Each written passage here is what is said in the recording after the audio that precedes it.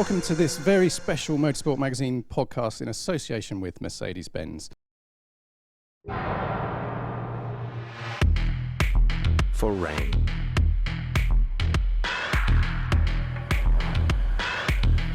for snow,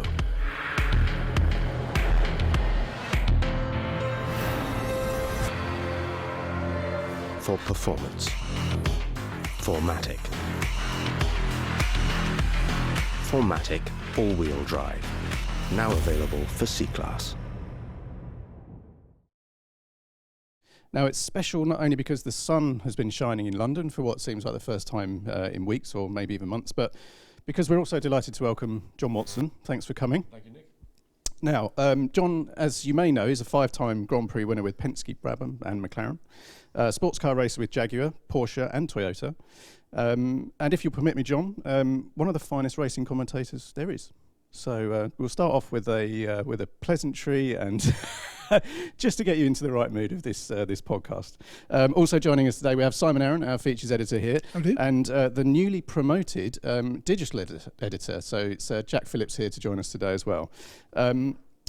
Now, John, I'm going to start with your last podcast, actually, 2009. You're going to say about Kimi Räikkönen lying in the gutter spewing up his what? Oh, no, actually, it does actually refer to Kimi. I know that got a massive reaction. It's not. Well, it kind of relates to Kimi. So you said Kimi should take a sabbatical and that more oil-rich states would be hosting Formula One Grand Prix. So the first thing, can I have your lottery numbers? That's the first thing. And secondly, what makes you so good at predicting or proposing what motor racing is or what it needs?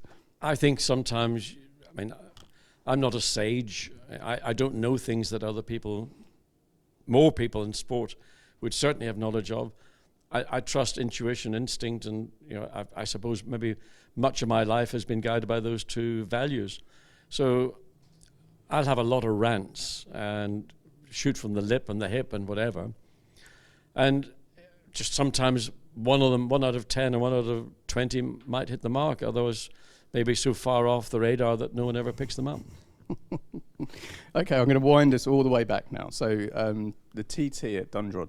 I'm fascinated by this because you were stood there as a kid watching Fangio and the other greats. Tell me, this was the seminal moment for you, was it? This moment watching these greats scream by in your home. Tell me more about this time. Well, first of all, the Tourist Trophy race, the oldest race I think in the British calendar, and at this period it was being run on the Dundrod circuit just outside Belfast, very near to the airport. Was called Nuts Corner, which is quite appropriate when you consider anybody that drove at Dundrod probably had to be a bit of a nut, because it is and still is, and I say this now even in whatever date we are in August, about 90% of that original racetrack is still, it's a time capsule.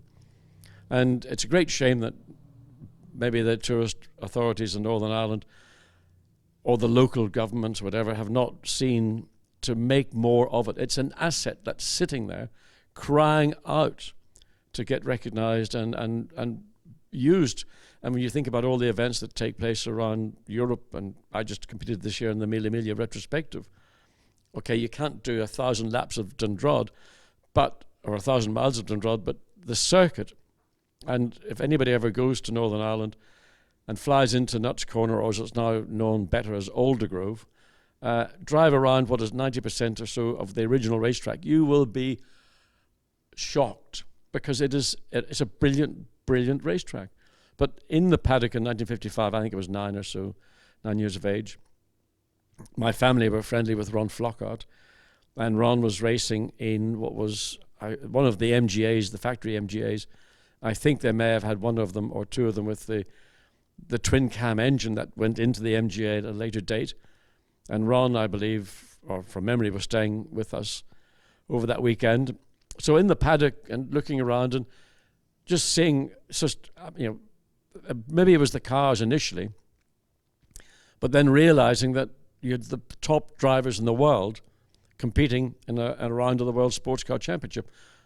And one of the things I'm going to bang on about, what a contrast to the sham that we have at Le Mans, where Le Mans in the 50s may have been one of the greatest, if not the greatest race, because of people. And it's people that make events.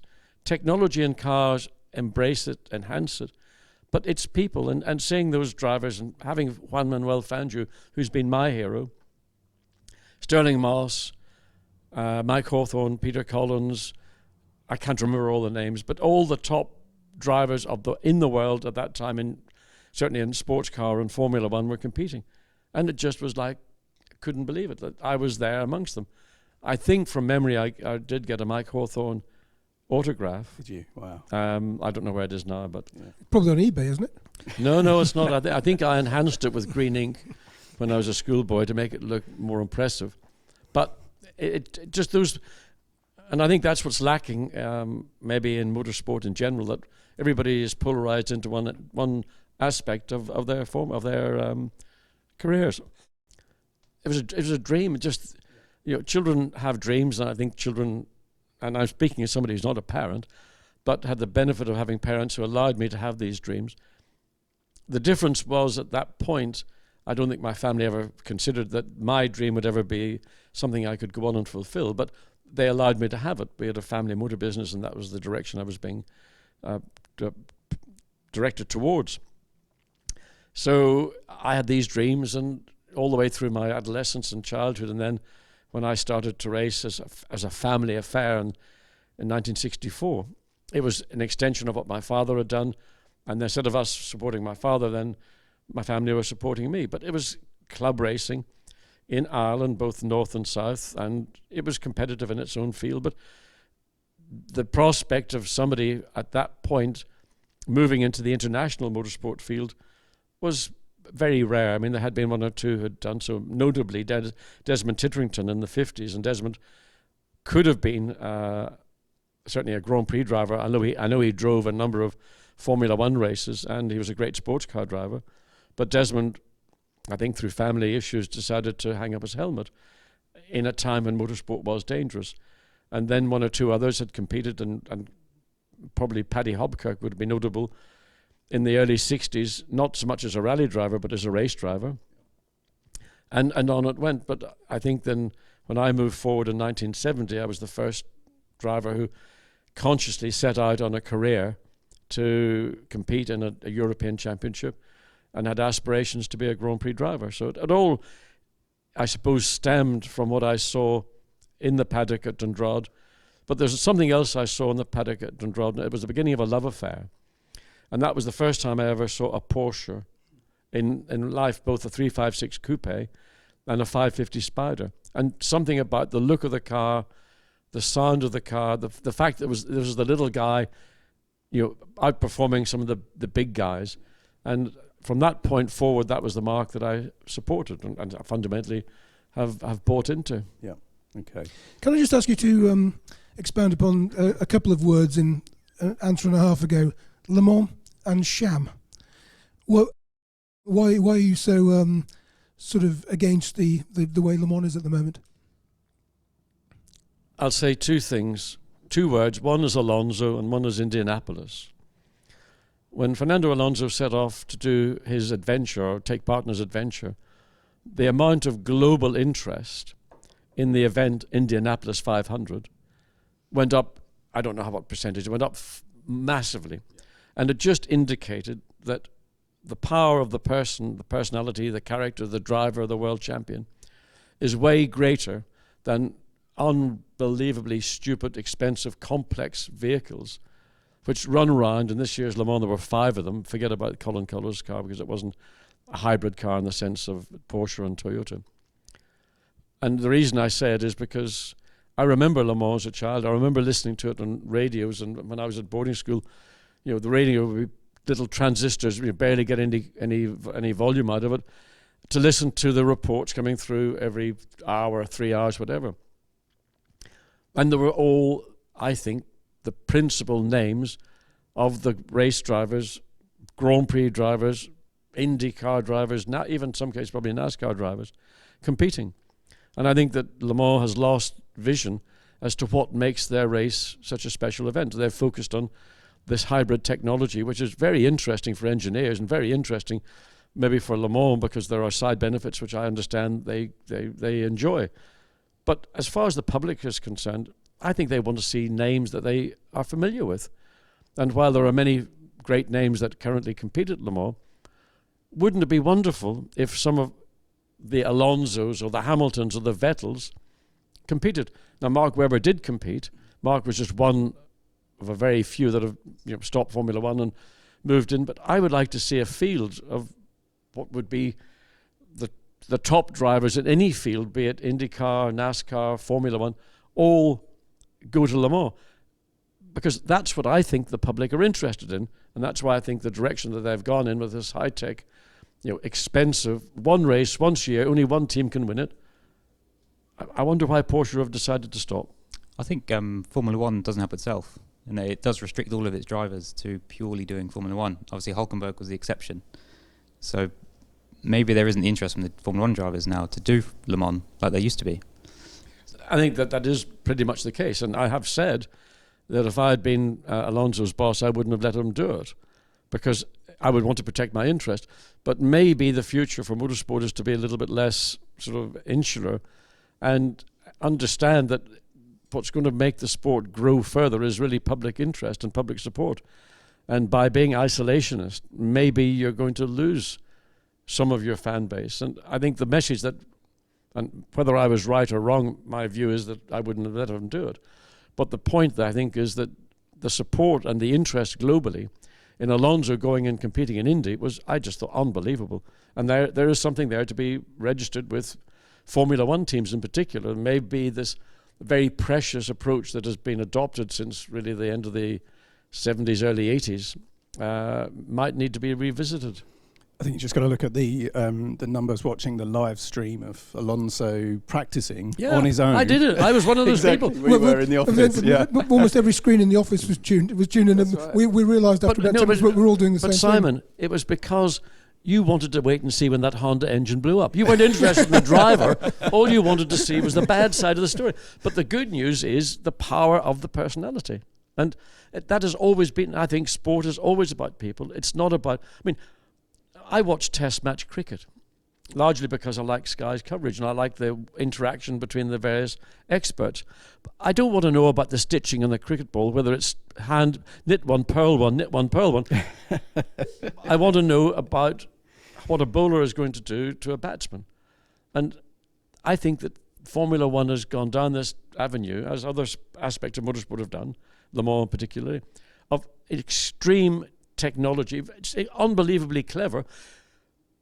It's not going to save the world, but it might help some of the directions toward where we might want to go to. But it isn't what the public actually, I believe, want to watch.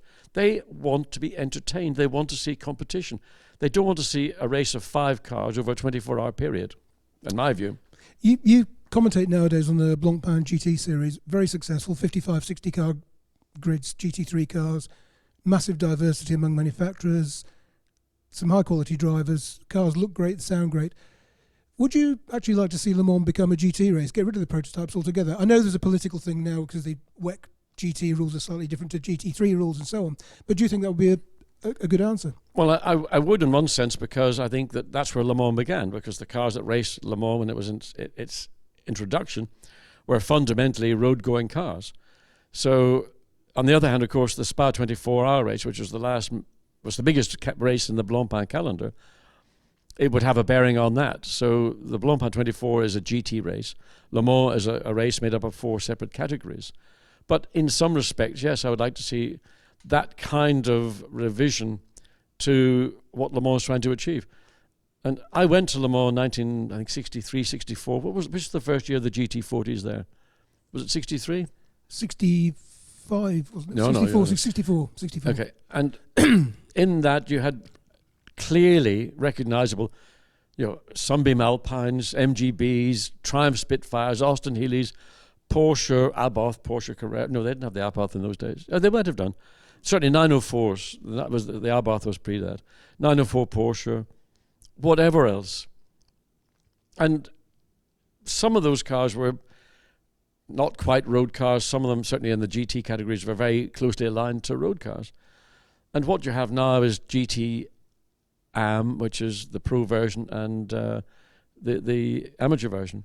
But you've got a plethora of LMP2 cars, which I actually wanted an LMP2 car to win this year, to make the point. To make the point that this technology, while it's extremely exciting for the manufacturers, and the side benefits to the organization because they get support from those manufacturers, what about the public? What about the people that go and pay their money to watch? What about I don't know how many people around the world might have watched the feeds. But it is interesting, and I think it's something that should not go unnoticed, that in the UK, which is very supportive of Formula One, the amount of interest principally in the newspapers, I know that Motorsport supports Le Mans very, very heavily, but in newspapers, well, when Nick Tandy won last year, you got about that much coverage. And I believe, maybe I'm wrong, but I believe that the race has become so far removed from what the public are interested in. Make a formula that is maybe less complex. Find a way to get more Formula One teams or IndyCar teams or whatever to release their drivers to compete and return the race to its proper status. There were a number of IndyCar drivers, but they don't get the big seats. They get the GT seats, so they'll be in the 4 GTs. That's comprised of mainly IndyCar drivers. Yeah, but Scott Dixon would, for example, probably the finest driver in America in single-seater racing. I mean, if you put him into an LMP1 Toyota or Porsche, he'd be up there with the best of the drivers.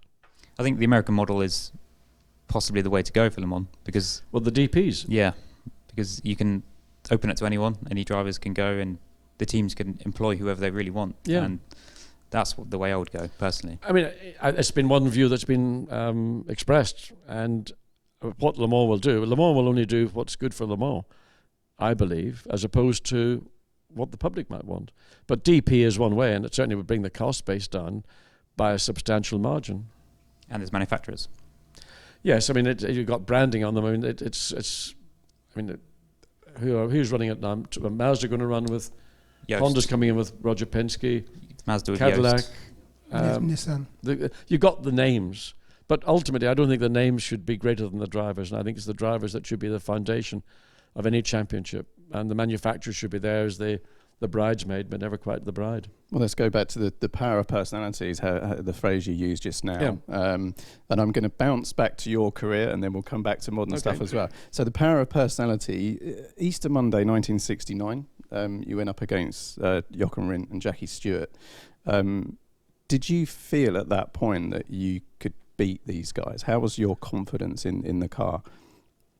I suppose it was a journey into the unknown, because a colleague in Northern Ireland, Jerry Kinane, had purchased the 2 Lotus 48s, and we turned up at Thruxton, and we didn't drive the car until I got there, and John Pollock was the driver in the second car, and we went out and practiced, and we had some issues, and eventually we got a set of Autolighter Champion plugs, and that fixed the misfire, for example. But during the course of the race, I found myself catching and overtaking people that I used to read about, which was a slightly surreal experience, but I wasn't doing anything that was different to that I'd done competing in the events that I was racing in Northern Ireland. And it made me maybe appreciate better that actually maybe I had sufficient ability to compete against named drivers and catch and overtake some of them, and that there was a possibility with family support, because there was no commercial support at that time, to have an opportunity to go and race in Formula 2. Initially, what we had thought about doing in 1970 was actually doing a Formula 3 season, and then we changed and went and bought the BT30 to compete in the European Formula 2 Championship. So, in a sense, that was both the foundation of my dream becoming a reality, and almost my parents having to come to terms with the fact that, well, our son, who we support and provide and whatever, actually has a career of his own that he wants to fulfill and follow. And I was very lucky to have the family and the support from my family to let me do that.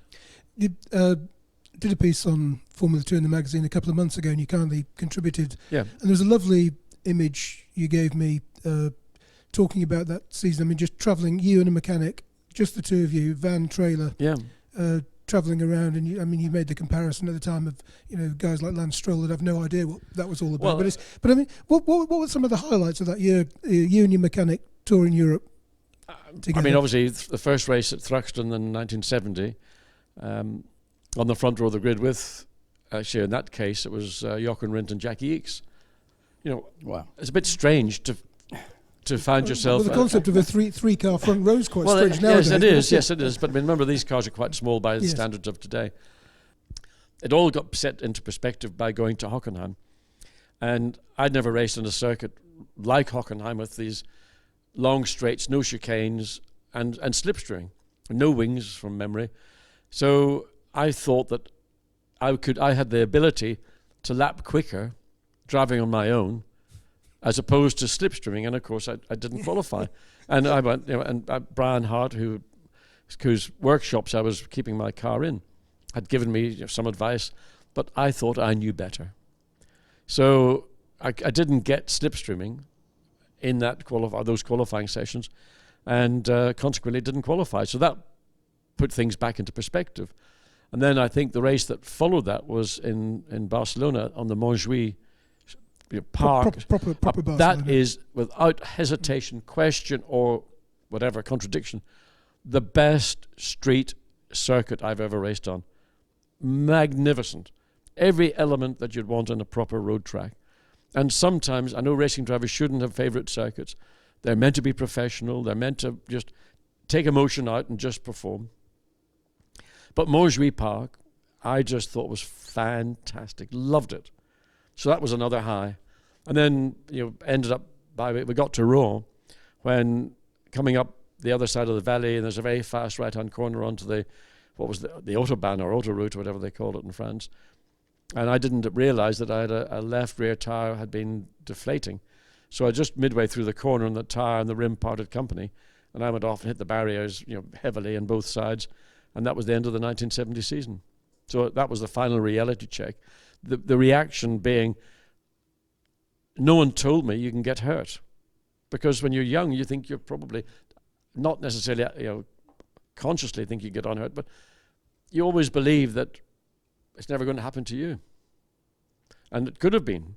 That could have been a much more serious accident than it turned out. Nevertheless, it took me out of the season, or took me out of the rest of the season. But it didn't deter you from jumping back in a car as soon as you could? Maybe I wasn't bright enough to recognise that motorsport... You still didn't realise you could get hurt? You couldn't realise you get hurt. It does change you. Once you realise, once you've been injured, I think there is a change within your approach. And what you do is, maybe instead of tackling every issue head on, every corner head on, every competitor head on, you look for possibilities to give yourself an escape route. I think that's the difference between having a big accident and getting injured.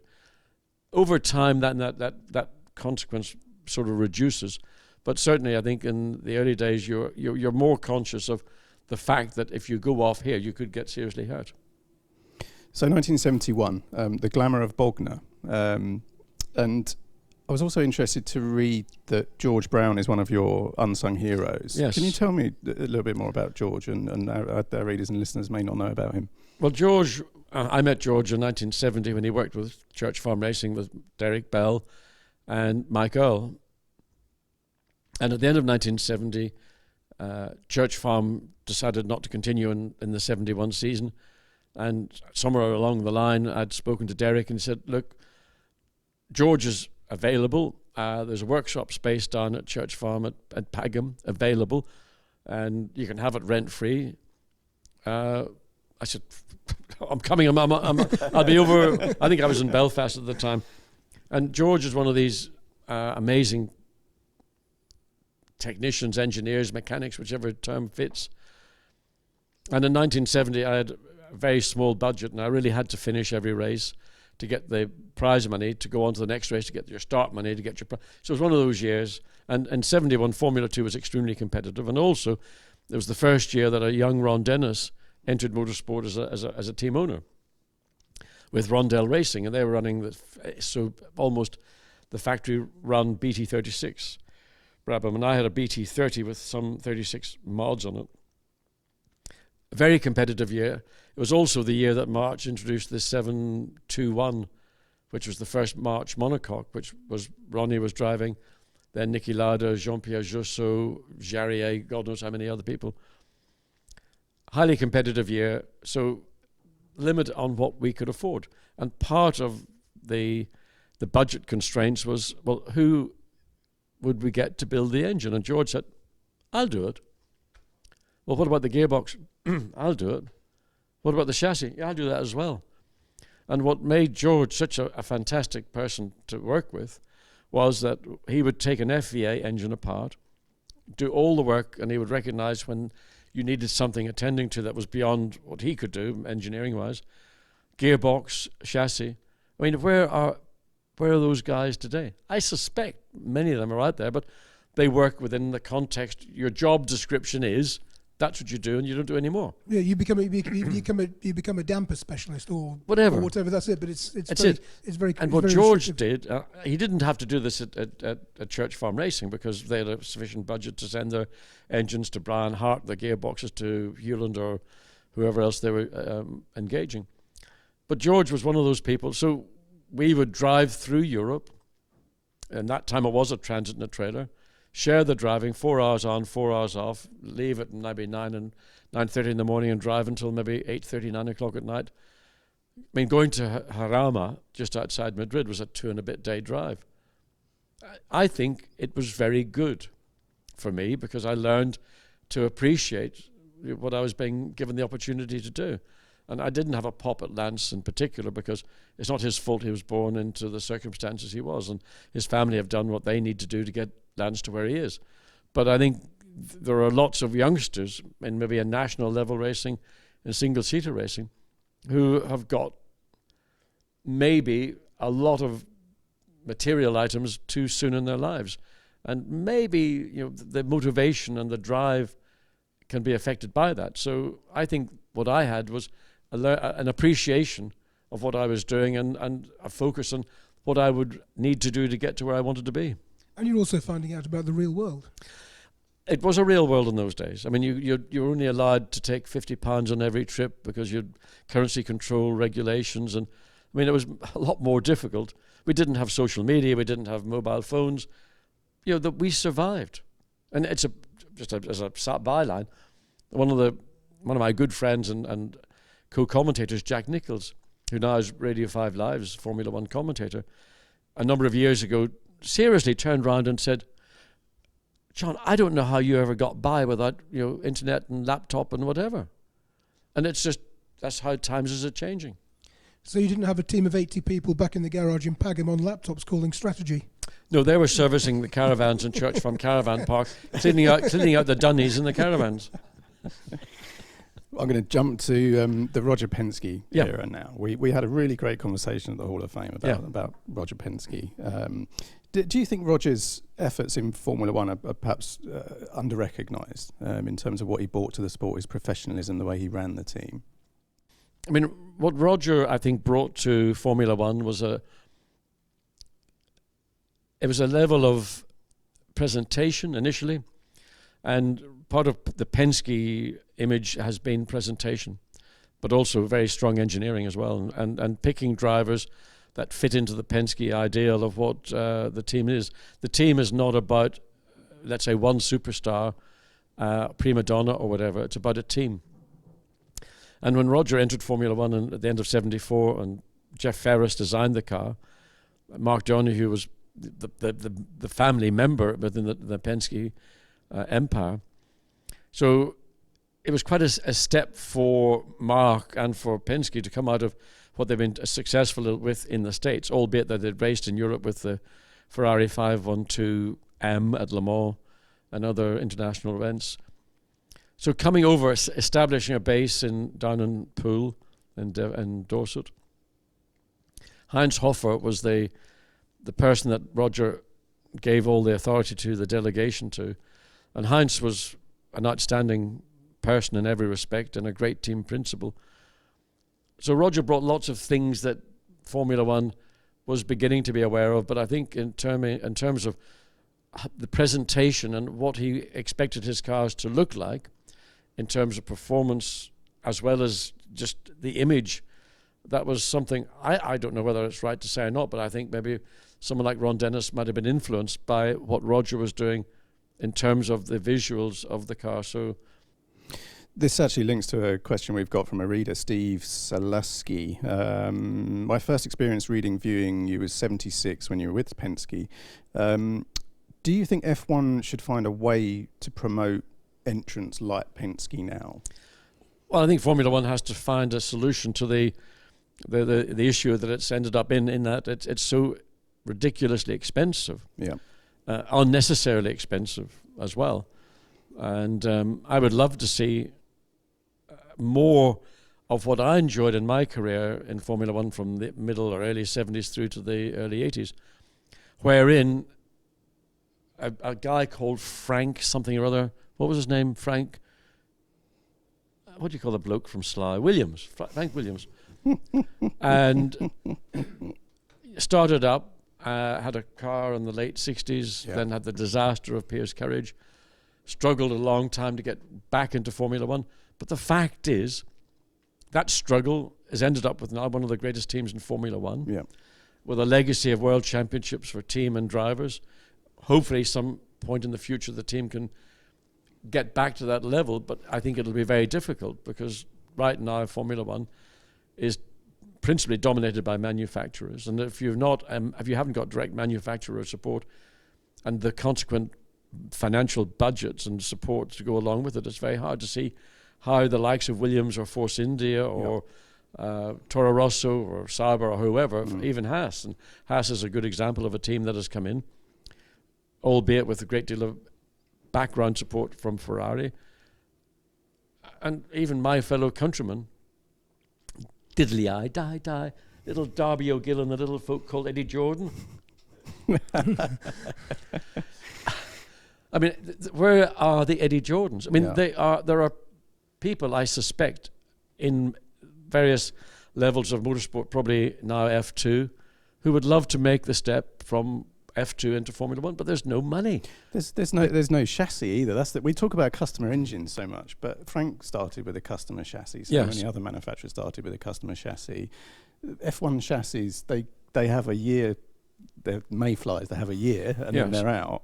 Wouldn't that be an easy solution if they were allowed to sell the chassis and someone else could come in and use them the following year? It's one solution. I would still prefer to see a team's identity be in their chassis rather than having as you have an IndyCar, for example, you've got basically a single chassis. I think Formula One needs that demarcation between where IndyCar is and where Formula One should be. But if you think back to the 70s, it was relatively simple by today's standards to engage a young engineer, Patrick Head being the case in point with Frank Williams, and he brought with him young ideas, and he was very quick to embrace the benefits of ground effect to very good effect. You had John Barnard at McLaren, Gordon Murray, obviously, because Gordon's period at Brabham from 72, really 73 all the way forward, and the BT49 and consequent ground effect cars. I mean, Gordon is one of Formula One's, he's a genius, he is a hero, and it needs people like that. And I would like to think there are still young engineers out there who would have enough imagination and capacity to dream of what they would be allowed to do if we had. It's not so much the chassis itself, that's relatively, I think, straightforward. It's the engineering around it, the engines or the power units and the aerodynamics that need to be redressed. Yeah, I mean, I grew up in the era of customer chassis and absolutely loved the fact there were privateer teams at the back, like Hexagon, for example, running year-old cars. But if you did that now, you still need 200 people to run the flipping things because they're so complex. I mean, how many people did you have working on the Hexagon Brabham? Well, 4, 5, 6? Probably we went to a race, maybe 10 people in total, maybe not even that. And you could do that. Paul Michaels acquired a BT42. Alan McCall was engaged and he engineered the car, made some changes to it. I think with Frank Swanston, George Zacharias, Preston, I'm trying to think of the other names. probably less than 10 people would go to a Grand Prix, and that would include the transportation. I don't think we're going to go back to those days, but I think that some of the cost cutting that Formula One should consider is it necessary to have such a massive support team? And while I don't want to see engineering become a customer car formula in total, but I think there are areas where there could be much more cost cutting, partly within whether you think a hybrid power unit is the way to go. I personally not a big fan, but I understand why manufacturers like it. But again, we're thinking about manufacturers. I'm not thinking about the user, the person that wants to sit down, who wants to be entertained. And I feel strongly that that's the area that Formula One needs to address. And I want to see people getting excited. And I want to see them focusing on drivers and not focusing on a driver because he's in a Mercedes or a Ferrari or a Red Bull or whatever it happens to be. I want them to follow the drivers. There will always be an element of brand support, but it should never be subjugated, or drivers should never be subjugated by engines or power units or teams. There has been a shift, though. I remember in the mid-90s, as a child, sorry everyone, but I was so old. Listen, fatal mistake is to grow up. Well, I remember I was No plans to do supporting Williams. It was irrelevant who was in the car, as it changed year on year, but I was following Williams as a team rather than who was in the car. So there must have been a shift at some point when the teams became more important than the drivers. I'm not sure when that would have been, but Maybe because, as many fans would do, if you saw, the archetypical British team was Williams. So for you, it was more important to have the team winning because it's a British team. It's a bit like watching maybe football. You don't give a sod about who the players are as long as it's England winning. I tend to have a slightly different perspective, but then, I'm younger than you, so that's what the younger generations will be feeling. He's old before his time. Yeah. Yeah. I'm gonna pause and Mercedes-Benz shop online. You'll be able to find anything from picnic hampers, barbecue sets, sunglasses and travel bags. We believe there's a sale on right now, so if you're quick and you go to www.shop.mercedes-benz.com, you'll be able to see all sorts of stuff, including some cars for sale. But yeah, picnic hampers, barbecue sets, sunglasses and travel bags. So there you go. I'm going to move on to some reader questions now because we have piles of them. So, and you guys feel free to jump in at any point. But the first one, I think, do you know what? We're going to have to talk about the beard, John. I'm sorry, go but ahead. we've got to get this one out of the Okay. way. So I'm going to put all three questions that we've had or that you've, there are more than three, but we've got a short list of three. Were you faster without the beard? Would you regrow your beard in the interest of historical accuracy if offered a test in a BT44? And did you dread having to shave your beard off? And is it true that Roger Penske did not recognise you the next morning? Thanks to Matt, Indine Rally, Paul Punter, one of our contributors, and Tony Duran. So First question, repeat it faster again. without the beard.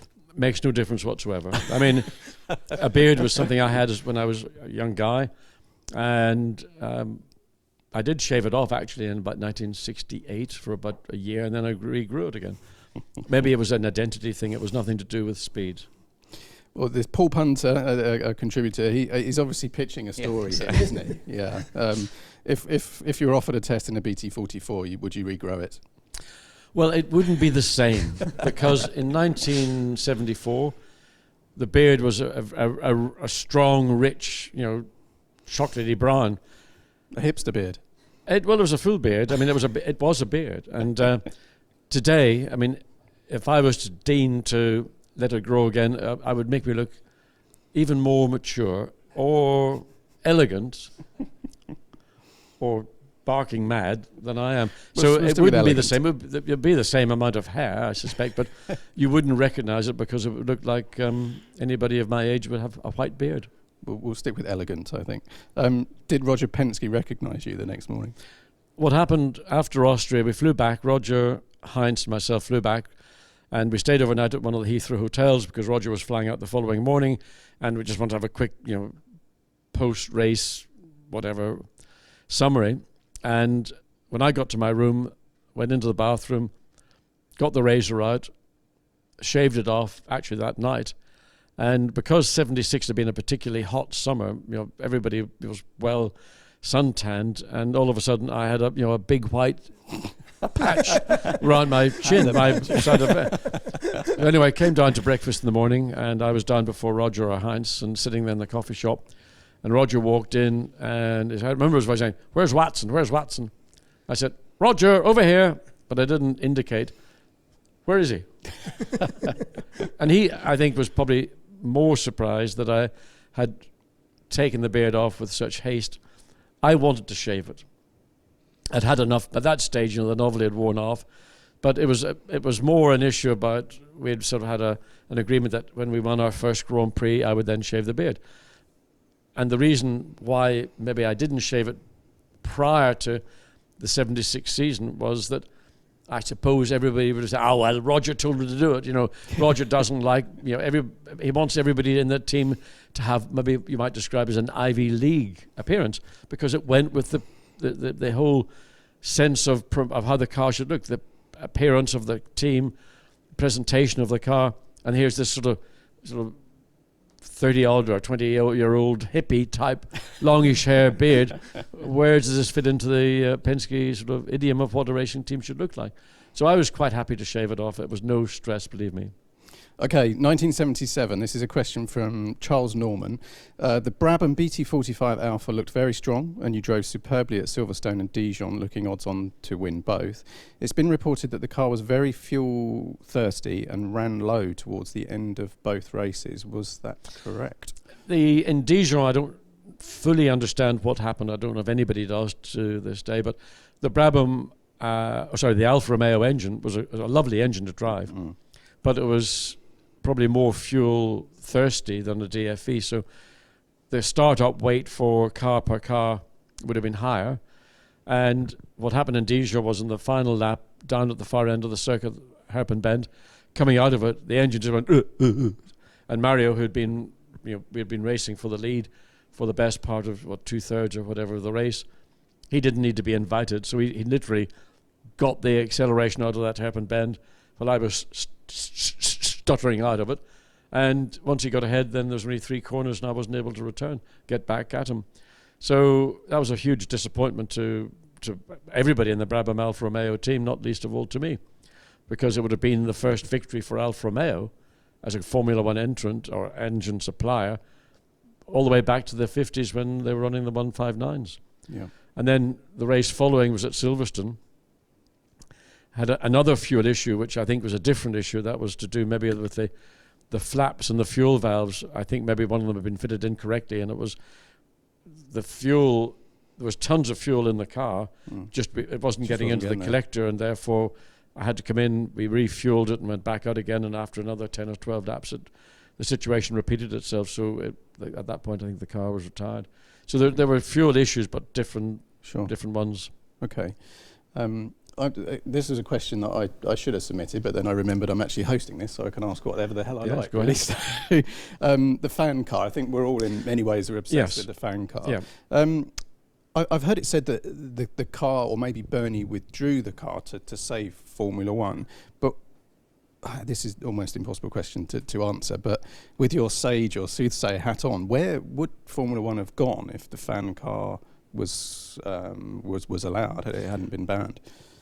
Well, I think that, first of all, Gordon Murray designed the fan car around the principle that we can't do a ground effect car with the BT46 because it's the triangular shape monocoque didn't permit it. Yeah. And the part of the reason the triangular shape was because that was a very strong structure in terms of torsional rigidity. But also the flat 12 Alfa Romeo engine, as with the flat 12 Ferrari engine, was not a suitable candidate for a ground effect car. Sure. So Gordon looked around and saw what Chaparral had done, and while they used an auxiliary engine to deliver the fan power. It was a snowmobile engine, wasn't it, in the Chaparral, if I seem to remember? It was a Kawasaki snowmobile. I'm not sure. It was a snowmobile engine, I think. Yeah. So what Gordon did, and this is where Gordon is exceptionally clever, and his lateral views on engineering and how can we come up with an answer to a problem. They organized a fan that was driven directly from the engine, and the radiator was placed above that. So the idea was the fan would suck air through the radiator, and somehow it would get exhausted out the back. And of course, it was all considered by such notables as Colin Chapman and his principal, Lieutenant Mario Andretti. So they were, when they saw the fan car in Anderstorp, they went nuts. They went apoplectic because they realized that what gave the fan car an advantage over a ground effect car was that the fan was driven at gear speed as opposed to a ground effect car, which was road speed. And in Anderstorp, a lot of the corners were parabolic corners, and there weren't high-speed corners, so the level of ground effect that the Lotus had in those corners was significantly less than it would have had in high-speed corners, and the Brabham benefited from running the gearing that you're in, so sucking down, in other words, 10,000 RPM or 12,000 RPM in second gear was getting the same amount of suction that it would get at the same RPM in sixth gear. So the circuit was actually probably an ideal circuit for the fan car. And Nicky won the race. And, I mean, Mario, I mean, I don't want to cast aspersions, but some of the lies that he and Chapman were purporting were just, I mean, outrageous. I mean, I remember Mario said, that car's throwing rocks. It's going to hit somebody in the head and kill him. Yeah. What's wrong with you then? So they wanted the thing banned. They wanted it banned there, but Byrne had brought the car. There was no, well, you couldn't convert the car overnight. And I think that Ken Tyrrell was standing on the table spitting bullets, literally, as Ken used to have froth jobs. Teddy Mayer was going, and Chapman was getting, he was doing, and Colin was a very clever guy. He understood what was going on. He knew the danger that Formula One would get into if it followed what Gordon had done. And whether it would have been possible to have fitted a fan to a DFE in the way that it was attached to the flat 12 engine probably wouldn't have been as easy, because the flat 12 engine, 180 degrees, so the intakes are on the outside of the engine, whereas the 90-degree V8, it's on the top. So it might not have been quite a simple a thing to do, but I'm sure teams would not have taken a long time, and Chapman in particular, to find a way to install a fan already in a ground effect car. So you'd have had cars with a cornering performance, which would have certainly outstripped the circuits that we were racing on at the time. And you've seen, as the consequence of what happened at Imola in '94, how all of a sudden you had a massive rethinking about circuit safety, runoff areas, and consequently the construction of cars and driver safety. It would have been an interesting exercise. It would have probably raised cost thresholds significantly, and you would have had cars that would have been literally like slot cars. I mean, they'd have been cornering at ridiculously high speeds for the technology. So the structures that the cars were built from, aluminium and steel, would not have been sufficient to allow you maybe to exploit the full potential.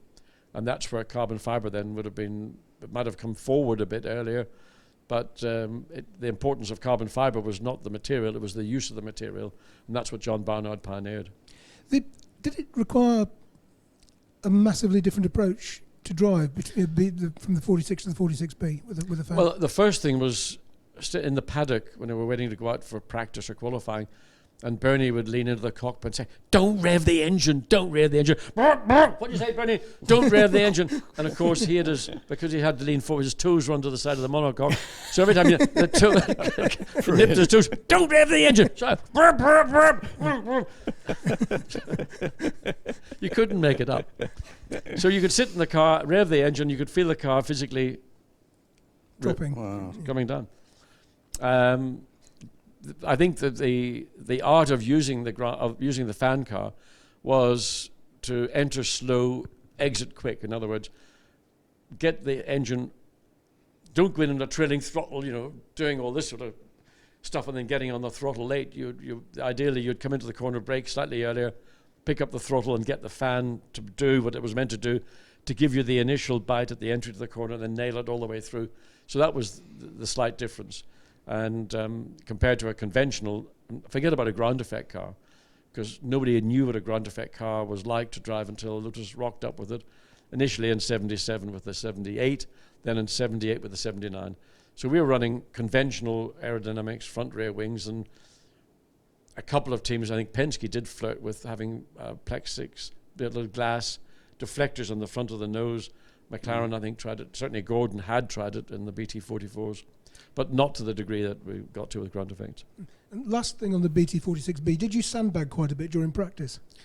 I think we may have had a fair amount of fuel on board because, again, we didn't want to raise the temperature. The already fever-driven Principals, Chapman, Tyrrell, Mayer. I don't know who was at Ferrari. It was a Figueira, going epileptic. So it was. We were asked to bear in mind that this is a very sensitive situation we're in. Byrne is having to fight, from the back foot. He has got no allies. I mean, it was very close to a point, I understand, where there could have been a fracture within the team's group, the folk or whatever they were called, or FI or whatever, FIC or whatever they called themselves in those days. And Byrne did the right thing. He said, look, I can't change the car. I've got the two cars here. Let me run them. And thereafter, I'll take all the stuff off. And what gave me, actually, not so much in Sweden, but in the French Grand Prix that followed, immense pleasure was to take the bog standard BT46 and end up in pole position for the French Grand Prix. But the looters in the race pissed past us, so whatever.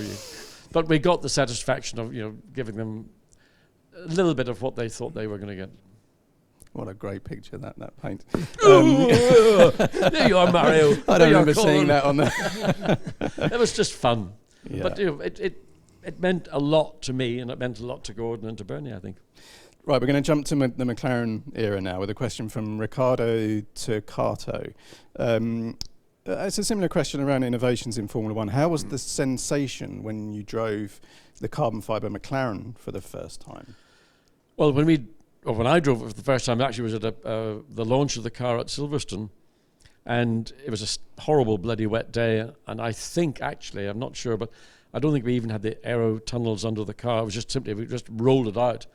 And the only difference that I noticed was that how unyielding carbon fibre is as a material compared to aluminium. Yeah. So it was a matter of you had to tuck your elbows in when you were driving rather than having them slightly out. If you hit an aluminium tub with your elbow, it hurt, but you got over it. If you hit the carbon fibre tub with your elbow, it hurt for a long time.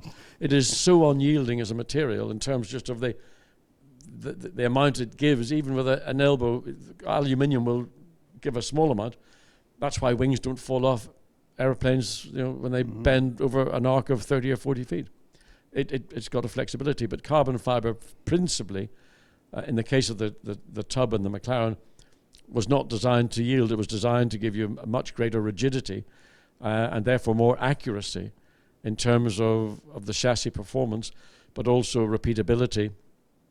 And just the way that John designed the tub, he designed it in conjunction with, was it out in Salt Lake City? What was the company name? What's gone? I can't know. Anyway, they used the material in the manner in which it was intended to be used, whereas other teams, I think, jumped on the carbon fibre bandwagon and kind of maybe designed it in a similar way to how they would have designed an aluminium car, which was a mistake. Yeah. And a number of drivers did suffer injuries because of maybe a misuse of the material rather than fully understanding it. Yeah. And of course, you had your accident at Monza in '81. Yeah. I mean, do you feel your life was saved by carbon fibre at that point? I think there's a very strong argument to say I could have had a much more serious injury. Yeah. Potentially, you might have lost your life. I've never thought back and said, "Oh, thank God, I didn't die that day." I just stepped out of the car, walked back to the pits, said, "Sorry, guys, it's a bit of a mess," and moved forward. Yeah. But I think John Barnard, and John's got a biography or an autobiography coming out very shortly, and this clearly is a significant part of it because it illustrated the value and the quality of the material, and the fact that I was able to step out of the car, totally uninjured, minus the engine gearbox, which ended up going across the track, and I think Michele Alboreto clipped it, and he then had an accident further down the road. The technology that John introduced and then became the norm in Formula One was a landmark for a transition in Formula One engineering, safety, everything. And I had one big accident, which was obviously televised, but maybe more to the point, and sadly, the late Andrea de Cesaris, who was in his first Formula One year with me. Andrea had about 16 or 17 accidents through the course of the season. And the car was repaired and, okay, did a lot of damage to suspension and to bodywork, but never got injured. No. And I think that was the transition in terms of what the material could provide for consistency, continuity, safety, rigidity, and particularly in the era of ground effects. Yeah. How can you get that torsional rigidity with light weight? Yeah. And that's what it gave. You couldn't really achieve that with a lightweight aluminium and a traditional chassis. If you got the stiffness, then you had weight. So the carbon fiber factor was the one that gave us lightweight and great torsional strength. Okay. And of course, you have the honour of scoring the first Grand Prix victory for a carbon fiber Formula One car. Yep. Silverstone in '81. I think that was the last Grand Prix I paid to watch. I think everyone I've been to since I've had a press Sneaking pass. under the fence, yeah? No, more I've had a press pass. But I was at the outside of Woodcote that day, and one of the things I saw early on was you managing to avoid the Villeneuve-Alan Jones shunt, and your teammate, Mr. De Cesaris, who was further from the accident, actually getting involved in it. What are your... I mean, it was a very passionate day. I think it was the first British Grand Prix driver to win a race since James, wasn't it? Yes, it was. And from 70. So, but I mean, I remember there was a fantastic atmosphere towards the end of the race as you were catching Arnoux and so on. What are your recollections of the day? Well, the incident at Woodcote was an accident waiting to happen because Gilles was in the Ferrari, which was a Routemaster bus. One of the worst Ferraris probably ever raced. I mean, where Gilles, I felt, shone was in a car that was a much poorer car than the competition, and he just drove the wheels off it. And in this case, he was going through the chicane, and it was going to happen one way or the other. And Alan was close enough behind him that when it did happen, the amount of blue smoke went up. Alan got disorientated, didn't know where he was. I think he nudged into the Ferrari. Fortunately, I was 6 car lengths back, and I was looking through the corner, watching what was going on ahead of me. So I was able to get on the brakes, slow down, and avoided contact with the two ahead of me. In the process, the engine had stalled because I'd had to brake very heavily, and I was focusing and trying to see where I was going. And Andrea, who was behind me, who was doing what any novice or young guy would do, he was driving, looking at my gearbox, not looking through the corner. And that's what you get with maturity. You learn with age. So you shouldn't be looking directly at the car ahead of you. You should be looking a little bit beyond it. And Andrea saw my car almost at a standstill. He turned sharp left to avoid hitting me and had his own accident. So once the smoke cleared and I'd still a little bit of momentum, I got the car back into gear, lifted the clutch, put the fuel pump on, bump, bump, bump, and off it went. And I'd passed, I think, a couple of cars before I got up to the tail of Alan. My car was very good on the day, and I was looking forward to getting past both of those two, but where it was going to happen is hard to tell because the speed of the turbo Ferrari was always a disadvantage for a DFE. You're quicker around the corners, you're later on brakes, but that thing only had to squirt down the straight, as Gilles did very successfully 2 races earlier in Jarama, and even earlier than that in Monte Carlo, where he won both those races in a car that was a poor car, but he used it to full effect. So getting past Alan may not have been so difficult, but getting past Gilles was going to be a struggle. So he made it easier, in effect, by taking himself and Alan out. Right, we're running out of time, chaps, I'm afraid, but there are a few more questions from our readers I'd like to go through. We actually stole the last 2 questions from some readers, and I didn't credit them. So thank you to Jamie Smith and Dave, number 7, for your 2 questions there. Let's jump to Ray in Toronto. Your recollections of the end of '83 when Renault Prost had their falling out and he suddenly became available on the market. Were you out of contract or were you bought out? Well, it was the normal scenario. You kept dangling by the team as to what their future thoughts were for '84. And in South Africa, the race was on a Saturday. And on the way back to the airport or on the plane back, someone in the team said, "Oh, suppose we might have to talk to you about next year then." I said, "Yeah, do it now if you like." Got back into London on Sunday morning.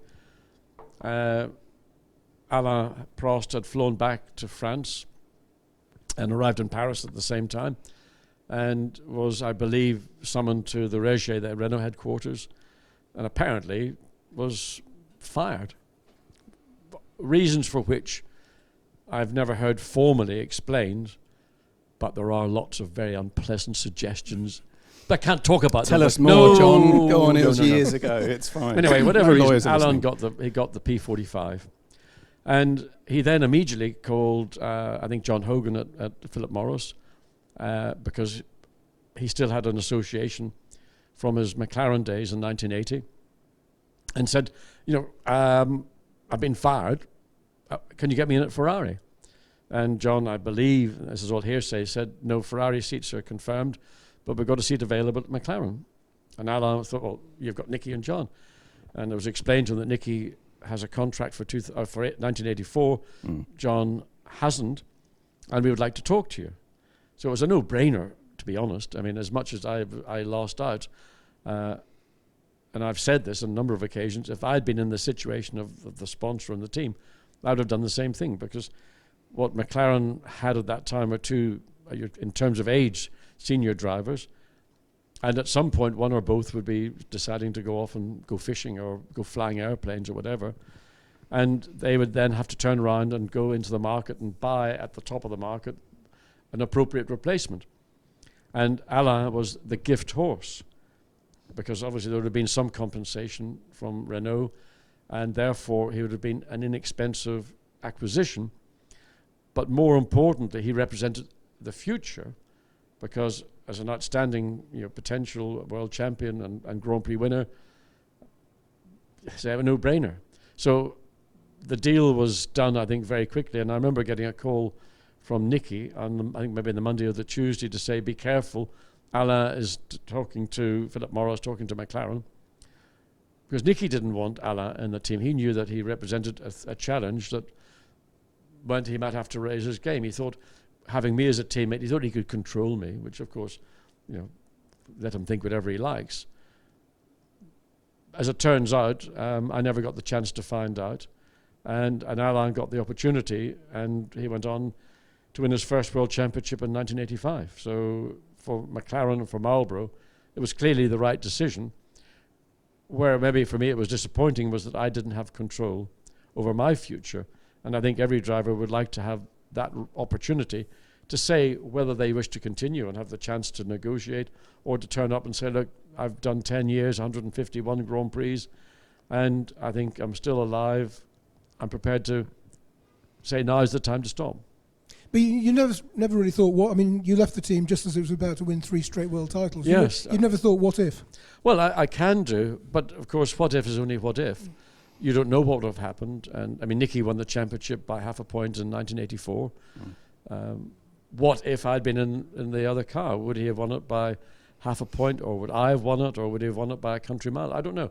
Those are ifs, ands, or buts, so I don't really go there because it's a hypothetical. So all I can reflect upon is what I did do, rather than what might have been.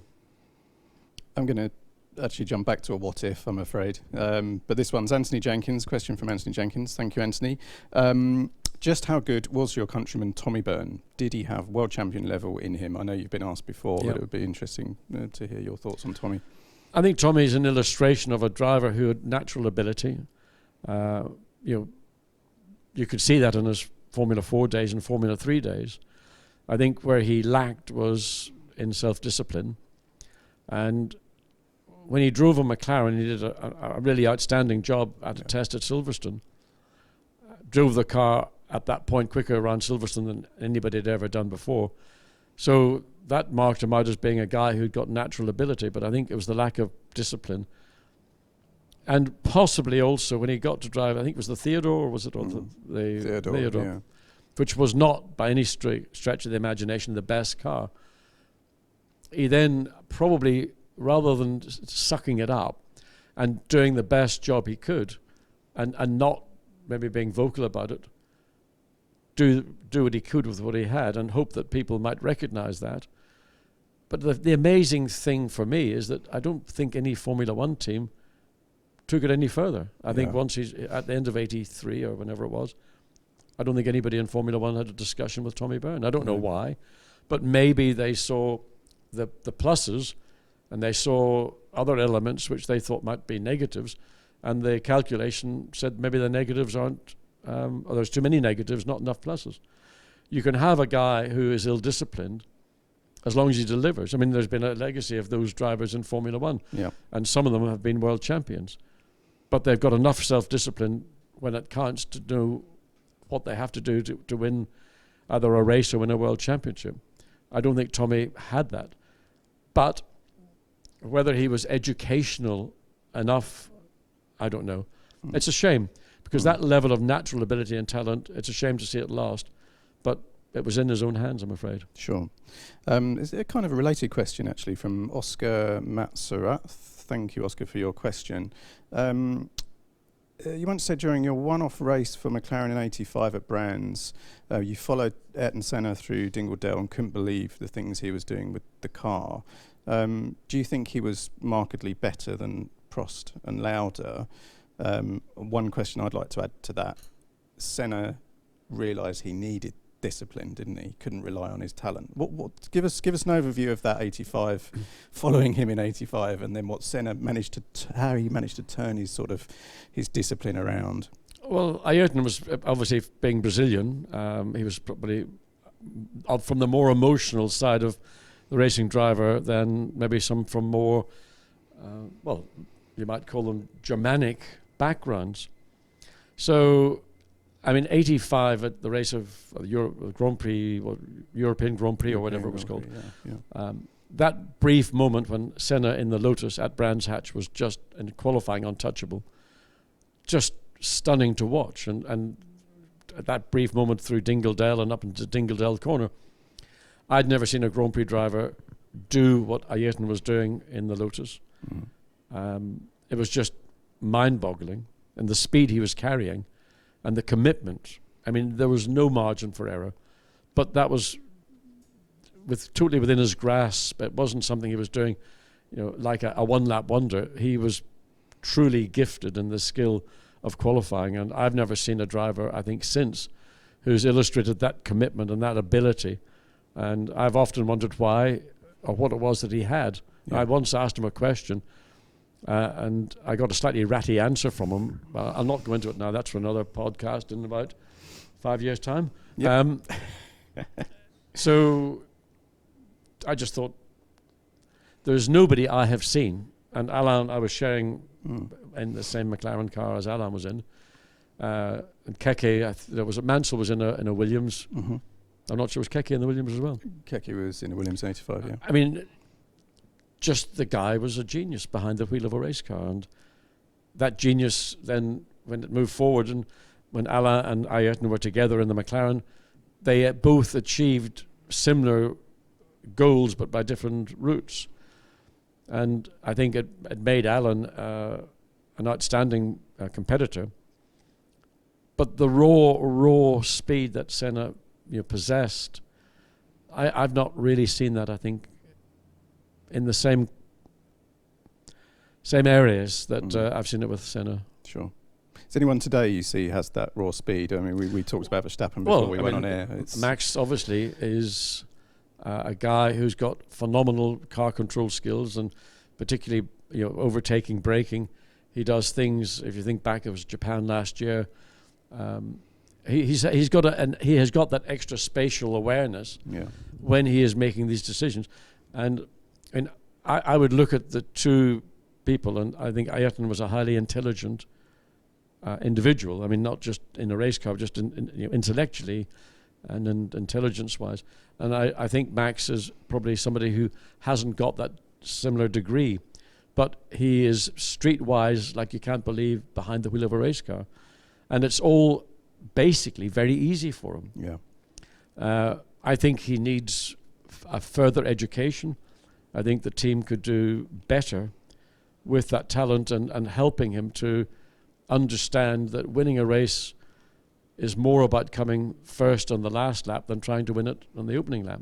Sure. But he's got a prodigious talent, and I would like to see that talent being better educated than the team are currently doing. I think the team are using his talent to make up for some of the deficiencies within their package. Sure. To the detriment, and I say this with great sadness because I think Danny Ricciardo is an outstanding racer and a great race driver.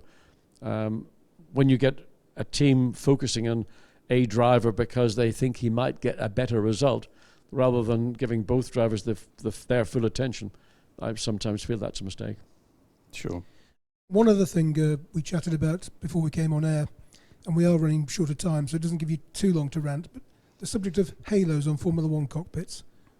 John Watson, you have 2 minutes. This is also a question. A halo is something should be above your head on a Christmas card. I think if drivers are so paranoid about losing their lives, and it's an awful thing to say, no driver wants to lose his life as a racing driver. I know some people in the media think, or maybe people in the audience think, maybe the ultimate destiny for a racing driver is to die behind the wheel. Well, I don't subscribe to that. But I don't feel that the halo is the answer. And I think if drivers are really intent on ensuring that there's nothing that will ever occur, a wheel getting loose, a suspension getting loose, a nose or bodywork getting loose, there is only one solution, in my view, to ensure that that will not lead to a fatality, and that is to end up with a Formula One car with a cockpit not dissimilar to what an LMP1 car would have. So it's a fully enclosed, a bit like if you look at some of the power racing boats, the hydroplanes, they've almost got a self-contained ejector seat pod. Yeah.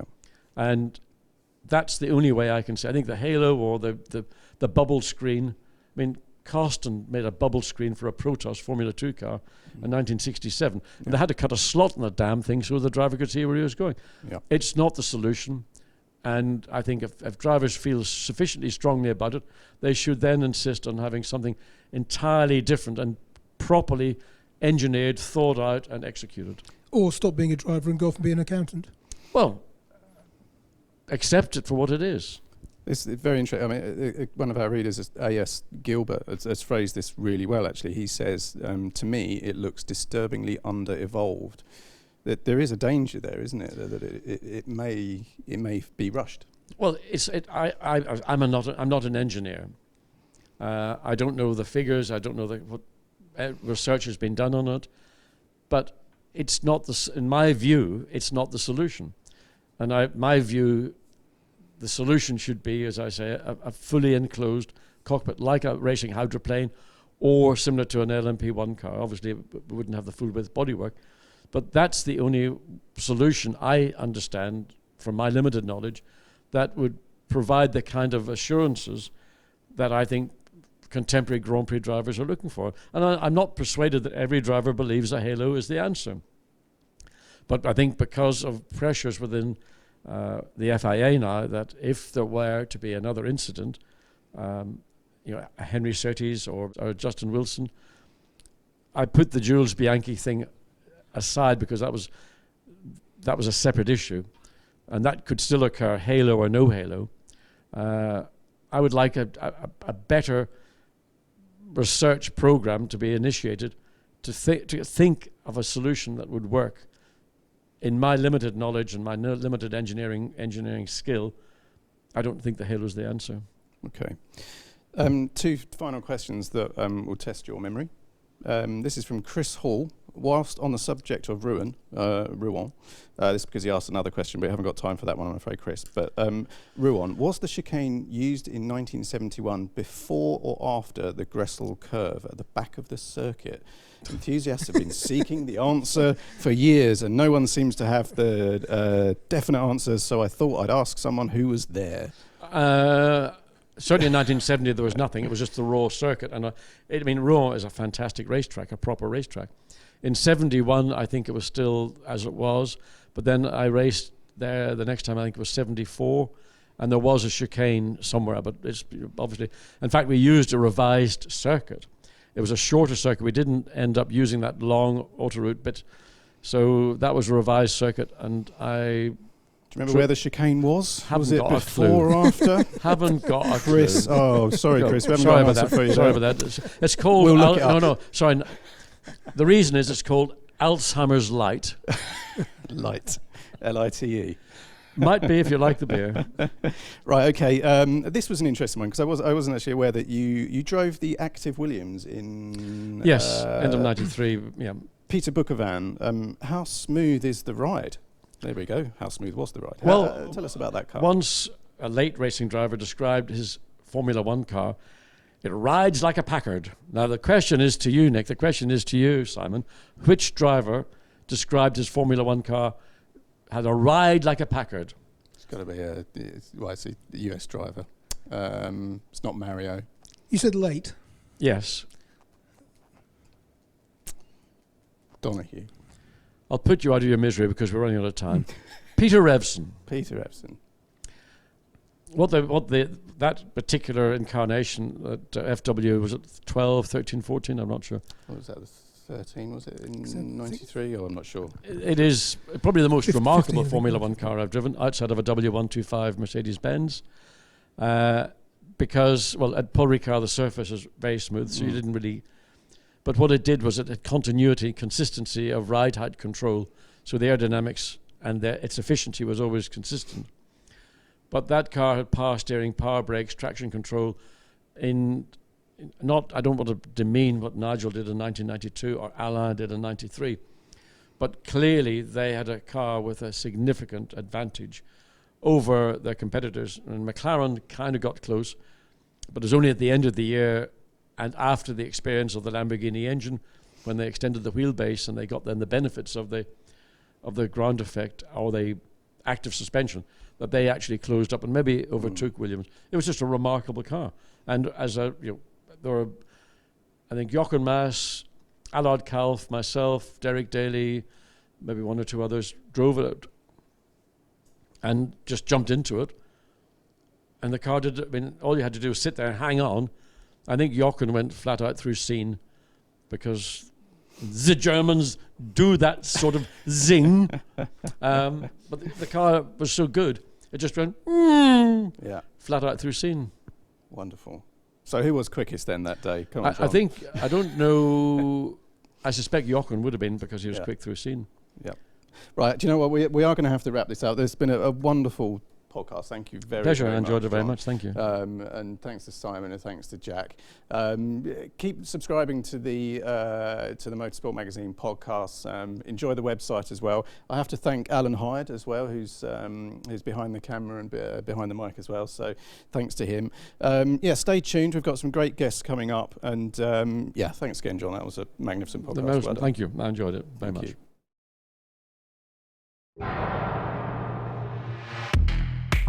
For rain,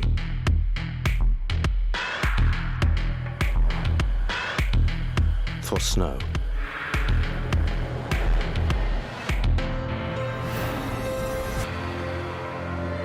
for performance, for Matic. For Matic all-wheel drive, now available for C-Class.